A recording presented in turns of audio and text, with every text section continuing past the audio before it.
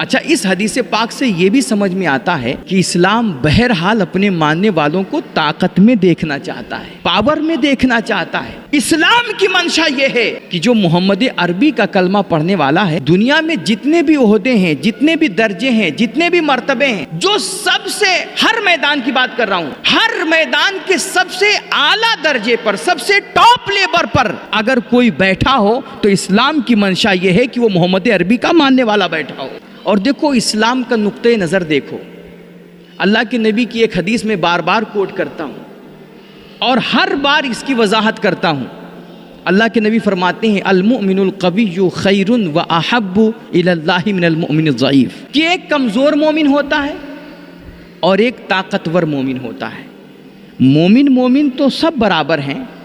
اور ہر کلمہ پڑھنے والا، ہر صاحب ایمان بندہ اللہ کی بارگاہ میں اس کی ایک عزت ہے، اس کا ایک مقام ہے، اس کی ایک ویلیو ہے۔ لیکن اللہ کے نبی فرماتے ہیں ایک طاقتور مومن ہے جو علم والا ہے، شعور والا ہے، احساس والا ہے، جو پیسے والا ہے، جو اقتدار والا ہے، جو کرسی والا ہے، عہدہ اور منصب رکھتا ہے، اور وہ کسی کے کام آنے کی صلاحیت رکھتا ہے، وہ کسی کی مدد کر سکتا ہے، وہ کسی بے سہارے کو سہارا دے سکتا ہے، وہ کسی مجبور کی مجبوری دور کر سکتا ہے، وہ اس پوزیشن میں ہے کہ کوئی اس کے پاس فریاد لے کر کے آئے اور وہ ایک سگنیچر کر دے یا ایک فون کر دے تو اس فریادی کا کام بن جائے۔ اللہ کے نبی فرماتے ہیں یہ طاقتور جو مومن ہے نا، یہ اس کمزور مومن سے زیادہ محبوب ہوتا ہے اللہ اس کے رسول کی نگاہ میں۔ اللہ اسے طاقتور مومن کو پسند کرتا ہے جو اس کے بندوں کے کام آتا ہے، جو انسانیت کو نفع پہنچاتا ہے۔ اور یہاں طاقتور سے مراد صرف جسمانی طاقت نہیں ہے، صرف باڈی بنانا نہیں ہے، بلکہ طاقت سے مراد، جیسا کہ میں نے وضاحت کی اور کئی دفعہ میں نے اس کی وضاحت کی ہے، طاقت سے مراد جسمانی طاقت بھی ہے، علمی طاقت بھی ہے، روحانی طاقت بھی ہے، مالی طاقت بھی ہے، اور سیاسی اور اخلاقی طاقت بھی ہے۔ ہر اعتبار سے جو بندہ مضبوط ہوتا ہے، توانا ہوتا ہے، طاقتور ہوتا ہے، اللہ کی نگاہ میں اس طاقتور کی زیادہ عزت ہوتی ہے اور وہ رب رسول کی نگاہ میں زیادہ محبوب ہوتا ہے۔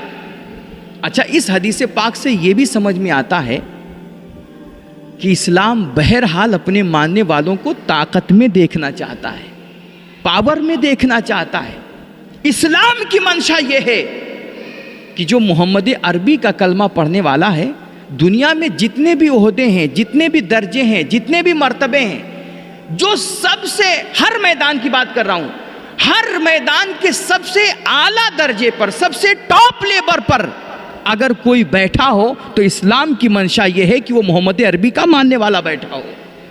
وہ اسلام کا کلمہ پڑھنے والا ہونا چاہیے۔ اور اسلام کی منشا تو یہ ہے کہ میرا ماننے والا ستاروں پہ کمندے ڈالے، میرا ماننے والا سمندر کی تہہ میں اترے، میرا ماننے والا جا کر کے چاند پہ اپنے جھنڈے گاڑے، اور میرا ماننے والا دنیا کی کھوج کرے، تحقیقات کرے، ریسرچ کرے، اور دنیا کو نئی نئی چیزیں لا کر کے دے۔